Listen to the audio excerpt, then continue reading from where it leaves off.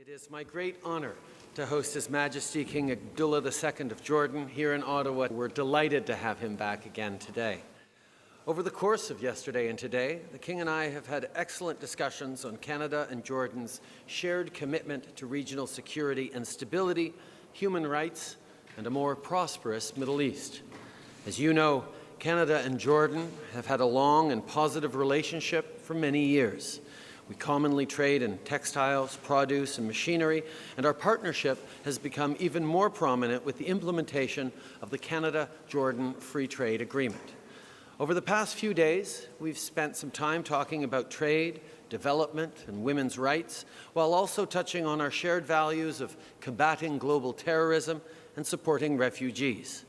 And today, we've taken concrete steps to further our support to the Kingdom of Jordan as it continues to play a pivotal role in the Middle East. I want to highlight just a few of the things that we've agreed to. We're increasing our contribution to the Global Concessional Financing Facility. This body provides affordable financing for public services that build resilience and boost economic growth among Jordanian communities. By supporting these projects, we're improving health outcomes, establishing new education opportunities, and creating jobs on the ground, ultimately helping both refugees and local citizens give back to their communities. Third, we're committed to work with the UN to improve waste management capacity at Al-Qaidar, the second largest landfill in Jordan. Among other things, this project will see the creation of a reuse and recycling center which will be operated by local women. And building on that, Canada is also contributing $5.5 million to the Middle East Women's Voices and Leadership Initiative. This project supports grassroots organizations that empower women, fight discrimination, and advocate for gender equality.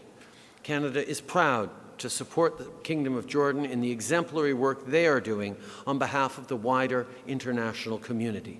We're especially proud to support projects that serve Syrian refugees and Jordanians while advancing the empowerment of women and girls.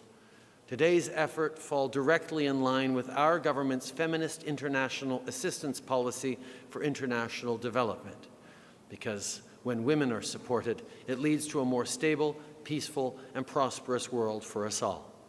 Once again, it's been an honor and a pleasure to host His Majesty and his delegation in Ottawa, and we look forward to continuing our strong partnership with Jordan in the years ahead and continuing to support Jordan in its extraordinary leadership in the region and on the world stage. With that, very happy to turn it over to my friend, King Abdullah II. Thank you very much.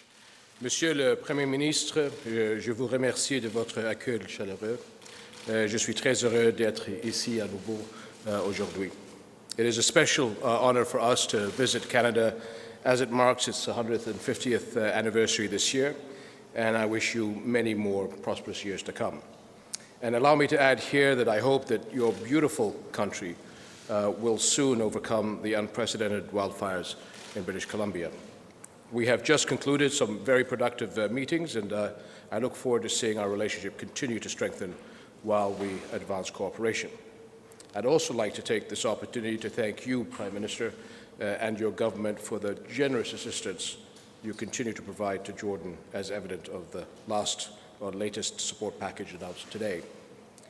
We are keen on developing our strategic partnerships on all levels, and I encourage the private sectors on both sides to capitalize on our FTA, the first signed by Canada with an Arab country. Our cooperation covers a variety of fields, from capacity building in education to defense and border security capabilities, and even in joint audiovisual productions. However, further opportunities abound, and we look to expand our cooperation in promising fields such as ICT, tourism, and technical education, as well as increasing direct investments. Jordan and Canada see eye to eye on a multitude of global issues, and we had some very interesting discussions in the past 24 hours, as we share a dedication to serving refugees and global peacemaking. Canada has warmly welcomed Syrian refugees, and we hope that it continues this humanitarian policy to give new homes to Syrians coming from Jordan and elsewhere in the region. Canada also continues to support host countries like Jordan in words as well as deeds. and for that we are extremely grateful. Furthermore, we both believe in the values of tolerance and dialogue and the importance of countering extremist ideologies and hate speech. The fight against the global threats of terrorism and extremism can only be won within a holistic approach that exceeds military and security measures to encompass economic, social, and ideological aspects. Securing peace in the Middle East by resolving its central issue, the Palestinian issue, will provide a solid ground for resolving other conflicts and will end extremist attempts to use it as a rallying cry. Both Canada and Jordan both agree on the importance of the resumption of serious and effective talks between Palestinians and Israelis, leading to a viable Palestinian state living side by side with Israel. Lastly, in Syria, we hope that the ceasefire in the southwest will be replicated elsewhere in the country, easing the way to a political solution that meets the aspirations of the Syrian people, guarantees their country's territorial integrity, and ends the bloodshed.